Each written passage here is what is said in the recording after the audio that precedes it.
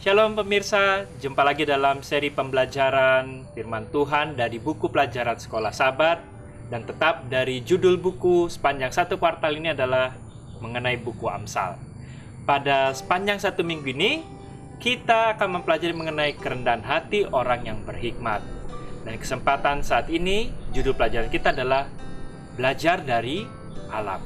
Ya, seperti biasa, sebelum kita memulai pembelajaran firman Tuhan, undang seluruh anggota keluarga kita, jika ada yang bersama-sama, untuk berhenti sejenak dari segala kegiatan dan mengambil waktu untuk membahas apa yang Tuhan ingin sampaikan kepada kita. Dan seperti biasa, ambil Alkitab kita dan ambil juga kertas ataupun buku catatan apabila ada hal-hal yang ingin dicatat. Ya, ada pelajaran yang menarik. Tentu saat ini karena judulnya adalah pelajaran dari alam, banyak hal yang sebenarnya Tuhan ingin sampaikan kepada kita mengenai kerendahan hati yang kita dapat peroleh dari setiap ciptaan Tuhan yang berada di alam ini. Ya, tentu adalah suatu hal yang ingin Tuhan anjurkan kepada setiap anak-anaknya, itu adalah menunjukkan sifat kerendahan hati. Makanya di dalam Mika 6 ayat 8, tugas yang Tuhan harapkan ya dari setiap manusia adalah hidup dengan rendah hati di hadapan Tuhan. Tuhan Yesus juga menegaskan hal yang sama dalam Matius 18 ayat 4. Barang siapa merendahkan diri dan menjadi seperti anak kecil, dialah yang terbesar dalam hal kerajaan surga. Itulah yang Tuhan sebenarnya ingin harapkan dari setiap anak-anaknya untuk belajar mempunyai karakter kerendahan hati. Untuk itulah pada saat ini, satu hal yang kita perlu untuk belajar memperoleh kerendahan hati melalui alam. Ya, kita akan tetap membaca ayat-ayat dari buku Amsal pasal yang ke-30. Saya akan bacakan. Di seluruh Alkitab, gambaran dari alam telah digunakan untuk mengajarkan kebenaran-kebenaran rohani. Di sini juga menggunakan alam, Amsal ingin mengajarkan kita pelajaran tentang kerendahan hati. Kita bisa membaca Amsal 30 ayat 18 sampai 19. Pemirsa juga bisa membuka Alkitabnya. Kita buka Amsal 30 ayat 18 sampai 19. Di sini dikatakan ayat 18, ada 3 hal yang mengherankan aku. Bahkan katanya ada 4 hal yang tidak ku mengerti. Jalan Raja Wali di udara, jalan ular di atas cadas, jalan kapal di tengah-tengah laut, dan jalan seorang laki-laki dengan seorang gadis. Ya. Apa yang ingin disampaikan melalui ayat yang baru saja kita baca? Juga tentang batas-batas pemahaman daripada manusia ini. Agar melihat misteri, bahkan dalam banyak hal yang umum, ini adalah suatu campuran misteri-misteri yang menarik yang ia hadirkan, ya. Jadi Amsal ingin menghadirkan di sini melalui ayat yang tadi baru saja kita baca. 2 yang pertama dia sebutkan mengenai binatang, yaitu yang pertama Raja Wali, elang yang melayang kita tidak mengerti, serta ular yang bergerak, banyak juga kita tidak mengerti. Kemudian dia bergeser kepada 2 tindakan manusia. Ya, yang pertama, sebuah kapal di laut dan seorang pria dengan seorang wanita. Bahkan saat ini dengan semua pengetahuan ilmiah kita, masih begitu banyak juga misteri yang kita tidak pahami. Betapa pentingnya agar kita sebenarnya tidak pernah kehilangan apresiasi kita terhadap kedalaman dan keagungan hidup. Sikap itu pasti akan menolong kita tetap rendah hati di hadapan Tuhan. Ya. Dengan kita menyadari banyak hal yang penuh dengan misteri di tengah kehidupan ini, Tuhan menuntut melalui Amsal tadi agar kita belajar kerendahan hati. Karena banyak hal sebenarnya yang kita tidak pahami pemikiran manusia secara fana ini. Tetapi ada Tuhan, yaitu pencipta kita, yang mengetahui segala sesuatu, yang akan memberikan juga hikmat kepada kita, asalkan kita mau belajar rendah hati. Ya. Jadi sebenarnya tidak ada yang perlu kita sombongkan karena banyak hal yang sebenarnya kita tidak mengerti. Kemudian di sini dikatakan juga, bacalah Amsal 30 ayat 24 sampai 28. Ya. Masih dalam Amsal 30, kita lanjutkan, kita baca ayat 24 sampai ayat 28. Ada 4 binatang yang terkecil di bumi, tetapi yang sangat cekatan. Semut, bangsa yang tidak kuat, tetapi yang menyediakan makanannya di musim panas. Pelanduk, bangsa yang lemah, tetapi yang membuat rumahnya di bukit batu. Belalang yang tidak mempunyai raja, namun semuanya berbaris dengan teratur. Kemudian, cicak yang dapat kau tangkap dengan tangan, tetapi yang juga ada di istana-istana raja. Wah, banyak hal yang menarik sebenarnya. Dari 4 binatang yang kecil dan lemah ini, ya, kita dapat belajar banyak. Ya, untuk itulah kita dapat mengerti. Seperti tadi belalang, dia tidak punya raja, tapi selalu berjalan berbaris. Bagaimana dengan kita?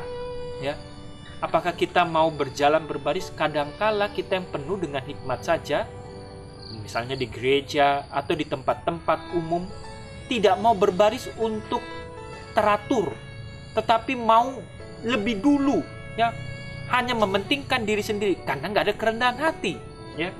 Kemudian semut, binatang yang paling lemah tadi pun, ya, dia dapat mempersiapkan makanan pada musim yang dingin, ya. Tetapi kadangkala kita ada orang-orang yang kelaparan, kita tidak mau membagikan makanan yang kita miliki, ya. Kemudian pelanduk, bangsa yang lemah, membuat rumahnya di bukit batu yang kokoh, ya. Tetapi banyak juga saat ini orang tinggal di kota-kota sudah padat, ya, dan banjir, tapi tidak pernah mau belajar mengenai hikmat yang Tuhan berikan kepada kita. Walaupun sebenarnya Tuhan tidak pernah merencanakan manusia tinggal di suatu kota yang sangat padat, sumpek, berjejel-jejelan, dan itu bukan rencana Tuhan. Karena pelanduk pun mengerti Tuhan berikan hikmat, asalkan dia mau dengan kerendahan hati belajar dari Tuhan.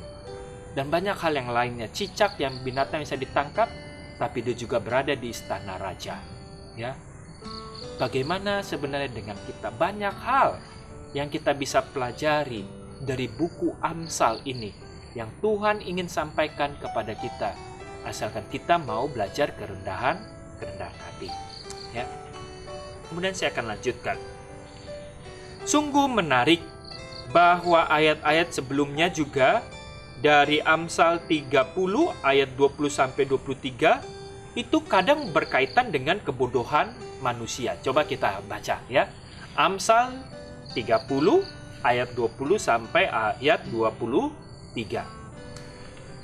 Inilah jalan perempuan yang berzina. Ia makan lalu menyekam mulutnya dan berkata, aku tidak berbuat jahat. Ya. Karena 3 hal bumi gemetar, bahkan karena 4 hal ia tidak dapat tahan. Karena seorang hamba, kalau ia menjadi raja, karena seorang bebal, kalau ia kekenyangan makan. Karena seorang wanita yang tidak disukai orang, kalau ia mendapat suami. Dan karena seorang hamba perempuan, kalau ia mendesak kedudukan nyonyanya. Itulah hal-hal yang dikatakan tadi, bahwa semuanya itu berkaitan dengan kebodohan manusia, kesombongan, dan perbuatan jahat. Dia kemudian bergeser ke dunia hewan, ya. Amsal di sini kemudian bergeser ke dunia hewan, menunjukkan kepada makhluk-makhluk kecil dan rendah hati, yaitu tadi ayat 24 sampai 28. Meskipun dia menggunakan kata Ibrani yang sama untuk hikmat dalam referensi untuk mereka makhluk-makhluk yang digunakan dalam referensi kepada manusia, ya. Amsal tetap menekankan walaupun kepada binatang-binatang tersebut sebenarnya sama juga yang diterapkan pada manusia, mereka menggunakan hikmat. Itulah yang Tuhan tanamkan, ya.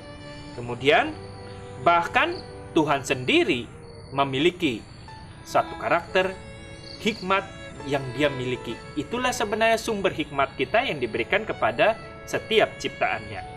Bahkan saat ini dengan semua kemajuan kita dalam ilmu pengetahuan, bagaimana makhluk-makhluk itu melakukan apa yang mereka lakukan, tetap di luar pemahaman kita sepenuhnya. Betapa lagi tindakan-tindakan mereka pasti telah membingungkan orang berhikmat di zamannya. Dan dia memang berhikmat, karena salah satu bukti utama dari hikmat adalah mengakui betapa sedikitnya yang kita tahu, bahkan hal-hal yang umum. Ya, sebenarnya hanya terbatas kemampuan daripada manusia yang fana ini. Ya, artinya bukannya tentu kita tidak mau menggali, tentu terus kita harus menggali setiap ilmu pengetahuan yang ada. Tetapi yang Tuhan inginkan adalah ketika kita terus menggali pengetahuan tersebut, kita semakin mempunyai kerendahan hati. Karena banyak hal yang sebenarnya kita tidak pahami dengan pemikiran yang fana ini. Tapi tetap terus kita harus meminta Tuhan untuk terus belajar. Karena proses belajar adalah suatu proses terus-menerus, bahkan nanti sampai di dunia yang kekal, yaitu kehidupan dunia yang baru, kita akan terus belajar mengenai kasih Tuhan. Ya, kita tidak boleh berhenti belajar. Tapi hendaklah di tengah apa yang kita pelajari, kita harus menyadari bahwa semua hal-hal yang sangat menakjubkan ini adalah hasil daripada karunia Tuhan dengan ciptaannya. Begitu juga terhadap kita. Dengan begitu, kita dapat semakin mengasihi sesama manusia. Ya, sama seperti hewan-hewan pun, dia dapat memenuhi kebutuhan satu dengan yang lainnya. Ya, sama seperti tadi belalang, walaupun tidak mempunyai raja, mereka selalu berjalan berbaris. Semut, dia juga selalu mempersiapkan makanannya. Pelanduk, dia memilih tempat terbaik untuk hidupnya dan membangun rumah sesuai dengan apa yang Tuhan ingin, agar setiap makhluk-makhluk ciptaannya memperoleh suatu tempat yang sesuai dengan rencananya. Dan banyak hal-hal yang lainnya yang kita dapat peroleh dari alam kita ini. Kita dapat belajar banyak hal di mana Tuhan dapat mengajarkan kepada kita. Ya. Oleh begitu, inilah sebabnya bagaimanapun juga, apakah seorang harus menjadi sombong?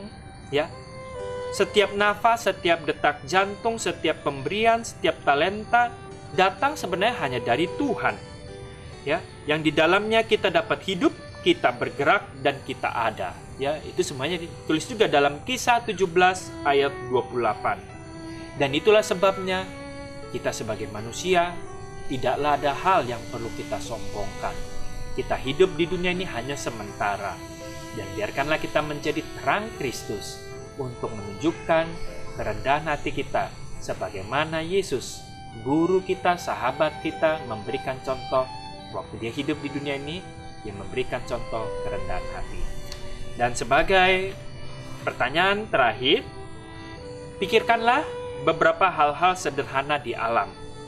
Misalnya daun atau pohon-pohonan, setetes air, kulit daripada siput atau keong yang berada di pinggir pantai. Bagaimanakah seharusnya fakta bahwa hal-hal yang penuh misteri ini mengajarkan kita kerendahan hati?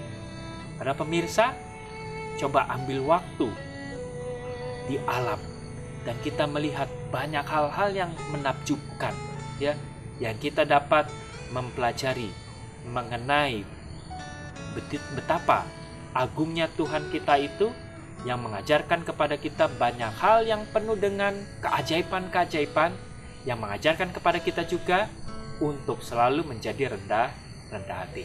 Kiranya pelajaran pada kesempatan yang indah ini menjadi berkat kepada kita semuanya, dan kita juga bisa bagikan kepada tetangga kita, kepada sahabat-sahabat kita dimanapun mereka berada, untuk dapat mengenal kasih Tuhan melalui ciptaan alamnya.